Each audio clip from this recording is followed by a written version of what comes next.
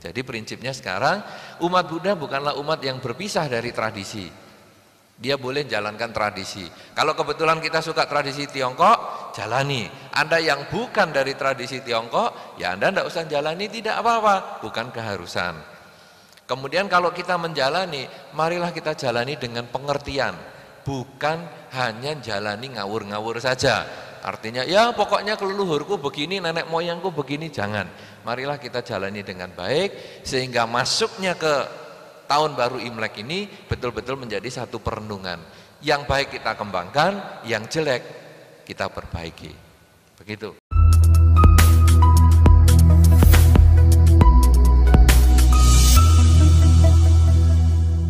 Nah, pertanyaan sederhana sekali, Bante.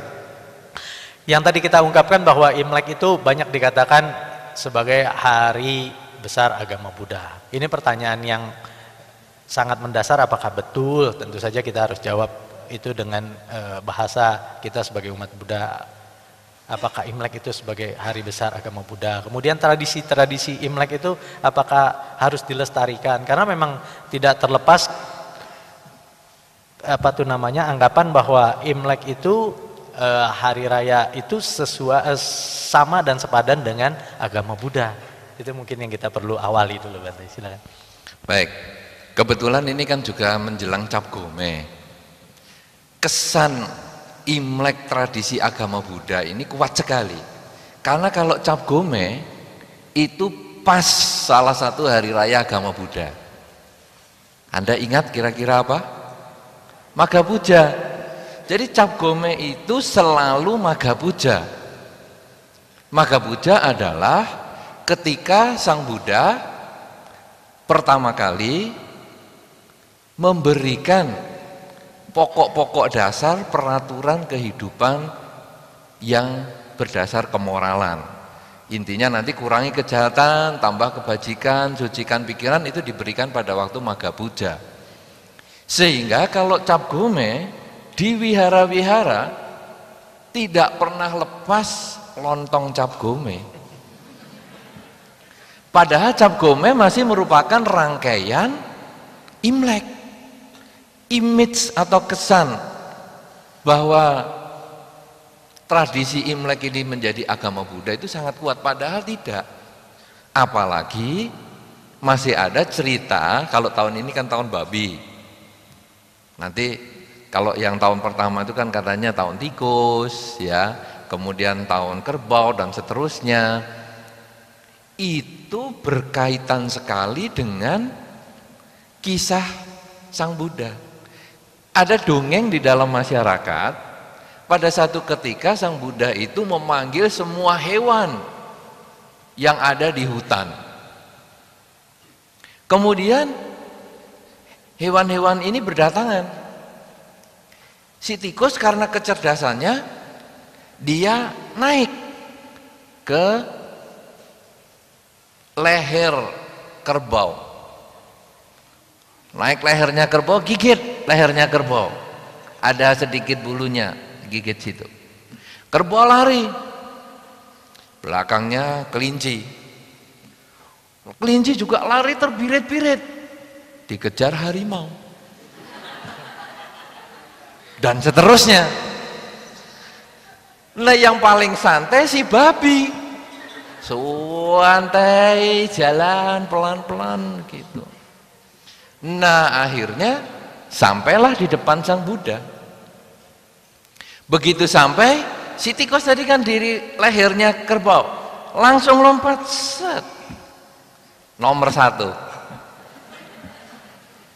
Katanya dalam cerita itu Sang Buddha langsung mengatakan, tikus, kamu tahun pertama. Wah. Kerbau, kamu ketinggalan. Tahun kedua. Berikutnya kelinci, harimau, dan seterusnya. Wah, itu yang paling akhir, babi. Ya sudahlah, 12 binatang komplit.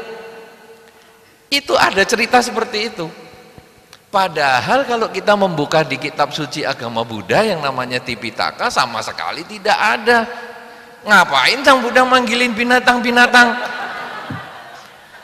Ngurusi manusia saja sudah ruwet, ngapain manggili binatang?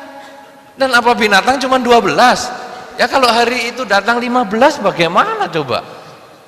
Nah, oleh karena itu sebetulnya shio itu adalah cara orang dari Tiongkok kuno untuk mengkelompokkan umur manusia. Jadi sebetulnya pemilihan 12 binatang itu ya secara acak saja. Tidak mewakili. Jadi misalnya, oh ini siapa? Shio babi. Wah males ini mesti. Males. Shio apa? Kuda. Wih capek, ini capek kuda. Soalnya lari kemana-mana. Terus apa lagi? Shio kambing. Wih keras kepala nih, keras kepala. Itu kan binatangnya. Gitu. Tapi orangnya sendiri tidak demikian. Tidak terus semua shio babi itu males semua, tidak. Shio babi rajin juga banyak. Tidak shio kuda itu rajin, semua shio kuda males ya banyak. Wah shio naga gagah. Gagah apanya shio naga jadi pengemis ya banyak kok. Jadi sebetulnya itu tidak mewakili binatangnya. Sama dengan zodiak Babilonia atau zodiak Mesir. Shio itu loh, zodiak ini bukan shio, perbintangan, ya astrologi. Anda kok pengalaman sekali menyebut astrologi. Jadi misalnya Aquarius, wah ini air banyak, kemudian sering terombang-ambing. Kalau ini Gemini, wah itu 2 anak berarti bingung juga ini, selalu seperti anak kembar. Sebetulnya itu hanya melambangkan saja. Nah kemudian 12 shio ini hanya mengelompokkan orang, sehingga kalau tahun ini ditanya shio-nya apa? Babi. Kok kecil? Ini babi 1 tahun. Kok sudah agak gede? Ini babi 13. Sudah remaja, oh, babi 25. Gampang sekali, karena itu dikelompokkan umur.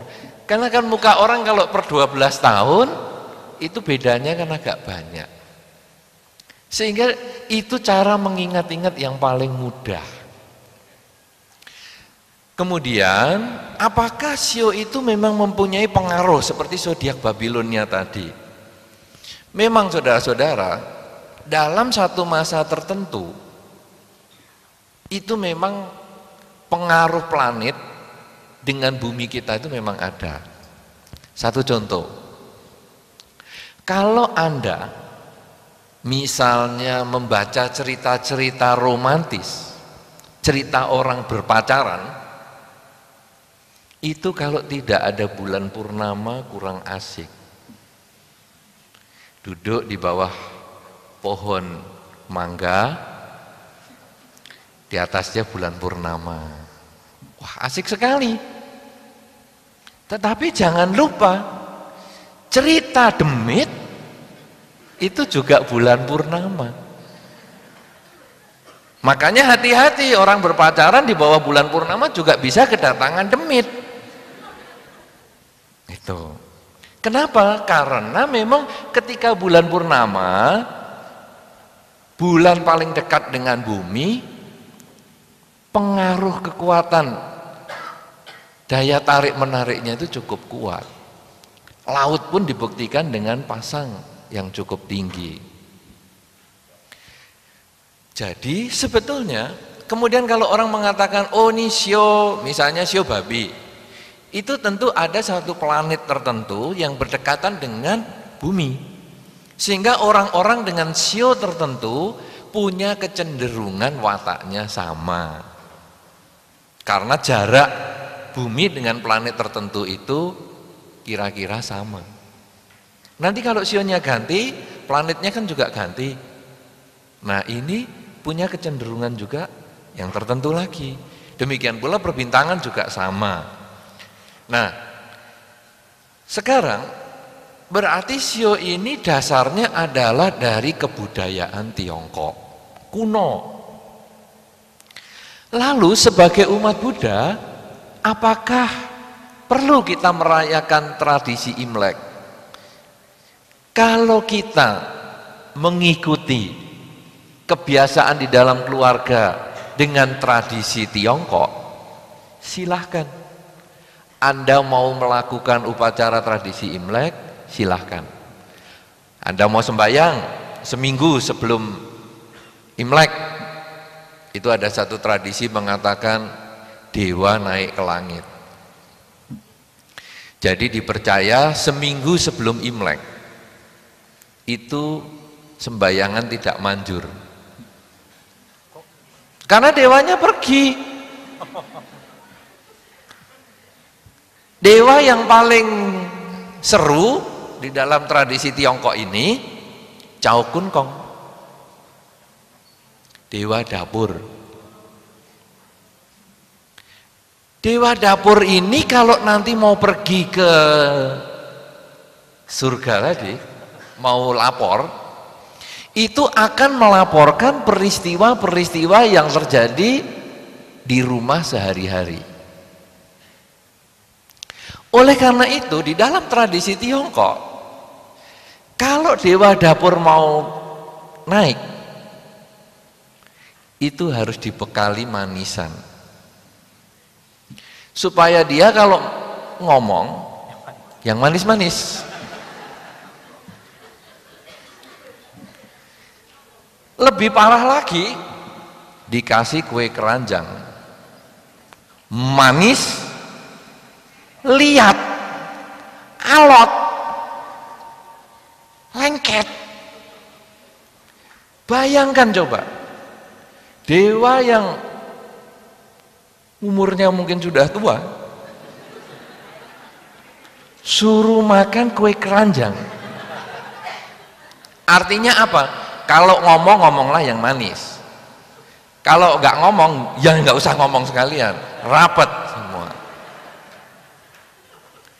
Malah di beberapa tempat itu patung dewa dapur itu mulutnya diolesi madu.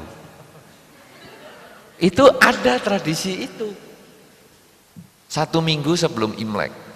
Kalau Anda umat Buddha meyakini seperti itu, jalani, tidak problem. Biasanya memang seminggu sebelum Imlek ini kemudian umat Buddha yang tradisional memandikan patung Buddha, karena dianggap, wah ini dewa yang jaga patung Buddha juga pergi nih, jalan-jalan juga, jadi sekarang kita mandiin patungnya. Nah. Tapi kalau umat Buddha yang kebetulan tidak terlalu mengerti tradisi Imlek, dia membersihkan patungnya Waisak. Jadi itu tradisi Buddhis sendiri itu, Waisak, karena kan Sang Buddha lahir dimandikan kan, sehingga kalau Waisak kemudian ada memandikan patung Buddha bayi kecil itu. Ya, nah itu kemudian umat Buddha juga memandikan patung Buddha di saat Waisak. Tetapi bagi mereka yang senang tradisi Tiongkok, dia memandikannya seminggu sebelum Imlek. Tidak ada problem. Karena menjadi umat Buddha bukan menjadi orang yang aneh, lalu tradisi apa-apa tidak boleh. Nah, silahkan. Itu bagi yang meyakini tradisi Tiongkok. Bagi yang meyakini tradisi lain, tradisi di Jawa misalnya, ada satu suro, satu Muharram. Itu ada yang mau menjalani puasa tertentu, silahkan. Karena umat Buddha bukan umat yang menentang tradisi. Karena itu kalau ada wihara kemudian tidak melakukan upacara misalnya sembahyangan untuk Imlek atau apa, sebetulnya ya sayang sekali. Karena tempat ibadah yang lain sebetulnya sekarang malah mengadakan acara, ya, acara peribadatan khusus dalam rangka tahun baru Imlek. Wihara sendiri malah kadang tidak, sayang. Karena sebetulnya wihara boleh. Coba di antara Anda yang di sini, siapa yang mengadakan puja bakti Imlek di wihara? Ada enggak? Satu orang aja, 2 orang. Puja bakti di wihara ya, jadi wihara mengadakan, bukan Anda sembahyang di situ. Tapi wihara memang mengadakan puja bakti khusus Imlek. Coba siapa? Hanya 1 saja, 2, 3. 4. Itu pas hari Minggu. Pas hari Minggu ya tidak masalah toh. Kebaktian, jadi kebaktian biasa. Betul, kebaktian biasa, tetapi apakah kebaktian itu diarahkan untuk Imlek kan? Karena sayang sekali kalau umat Buddha tidak melakukan upacara itu bagi yang meyakini. Nah, masalah yang tadi seminggu sebelum Imlek itu dewa naik, kemudian dikasih manisan. Bagaimana pandangan Buddhis tentang hal ini? Sebetulnya di dalam Dhamma, seorang umat Buddha jangan hanya takut itu kalau mau ketahuan perbuatannya. Itu kan sebetulnya kan, waduh nanti kalau saya dilaporkan bagaimana ya, kasih yang jelek-jelek. Wah, kasih manisan dulu. Kenapa kita tidak berpikir, mari kita berbuat sebaik-baiknya sepanjang tahun. Sehingga tanpa saya kasih manisan pun, sang dewa mesti ngomong yang baik-baik. Karena dewa bukan kalau misalnya kita berbuat baik, laporannya jelek. Aku tahun ini nggak dikasih kue keranjang, aku lapori yang jelek-jelek. Wah, ini tahun ini kue keranjangnya gede sekali. Wah, aku laporkan yang baik-baik. Saya kira kalau pola pikir dewa tidak seperti itu. Sehingga dalam konsep Buddhis, sepanjang tahun sebaiknya kita melakukan kebajikan. Perbuatan baik dengan badan, perbuatan baik dengan ucapan, perbuatan baik dengan pikiran. Sehingga ketika sembahyang seminggu sebelum Imlek, tenang kita. Pasti dia lapornya yang baik. Tidak mungkin dia lapor yang jelek-jelek, karena kita selalu berbuat baik. Nah, jadi dengan kita melakukan upacara tradisi Tionghoa ini, tetapi kita kemas dengan pola pikir Buddhis, maka pergantian tahun baru bukan hanya kita senang-senang, kita pesta-pesta, kita makan-makan. Kalau kita tadi membahas misalnya acara-acara di beberapa televisi, isinya Imlek itu kan pokoknya makan. Ya tahu, malam makan, pagi makan, siang makan, 3 hari pertama makan-makan, hari keempat kolesterol naik. Ya makan babi, makan macam-macam. Tapi mari kita coba isi dengan perenungan. Dalam 1 tahun yang kita sudah lewati ini, apa yang sudah kita lakukan? Di dalam 1 tahun yang akan datang ini, apa yang akan kita kerjakan? Kalau yang kita lewati ada perilaku yang baik, mari pada tahun yang akan datang ini kita kembangkan kebaikan itu. Sebaliknya, kalau di tahun yang sudah dilewati ini berisi atau kita pernah melakukan sesuatu yang kurang baik, maka di tahun yang akan datang ini mulai kita perbaiki. Sama dengan nanti kalau kita sudah seminggu sebelum Imlek itu mengantar dewa naik ke surga, maka tanggal 9 menurut penanggalan Imlek juga dewa turun dari langit. Nah, kita juga sembahyang besar. Itu kan sebetulnya dewa turun ke langit, dewa turun dari langit itu melambangkan masuknya awal tahun baru. Masuknya awal negosiasi baru dengan para dewa. Dewa, kamu udah lapor baik-baik kan? Ayo kita kumpul lagi sepanjang tahun. Sampai nanti siklus seminggu sebelum Imlek naik lagi dewa. Ini aku bekali lagi manisan. Ngomonglah yang manis-manis. Nah, ini harus kita mengerti bahwa kita hanya jangan baik di awal, baik di belakang, tapi proses hidup ini juga baik. Coba dalam rumah tangga, kadang-kadang kita baiknya itu pada waktu awal. Wah, itu disebut bulan madu, ya kan? Wah, 3 bulan, ya 1 bulan pertama asik sekali. Tapi habis itu, wah, nanti ngomong salah sedikit saja ngomelnya 2 hari 2 malam. Belum lagi diem-dieman. Belum lagi remote control dilemparkan. Wah, ini repot. Nah, saudara-saudara, tapi nanti kalau sudah sakit parah karena sudah tua, wah ini baru baik lagi. aduh kamu sakit, aduh sayang, mati sudah ya, pasangannya sudah mati, waduh baru stres lagi. Tapi sepanjang hidupnya tidak dirawat. Nah kalau pola pikirnya seperti ini sebetulnya pola pikir yang kurang tepat. Lebih bagus kita awal sudah bagus, akhir juga kita bagus, tapi sepanjang kehidupan kita itu juga bagus. Kita sembahyang menjemput para dewa turun, menurut tradisi juga, ini bukan menurut agama Buddha, tapi kita boleh lakukan. Kita menanti datangnya para dewa dengan kebaikan, dengan upacara besar. Kemudian kita sepanjang tahun kita lakukan yang baik-baik. Kenapa kok ini dewa dapur yang tadi dibahas? Karena mungkin pada zaman dulu dapur ini menjadi tempat kegiatan. Ya, karena rumah kan tidak terlalu seheboh-heboh sekarang, dapur malah sekarang hanya tempat ngerumpinya para pembantu. Jadi dewa dapur kalau naik, dia ceritanya cuman ya nyonya arisan di sana, ya bapak arisan di situ, ya pembantu semua saja yang ngomong di sana.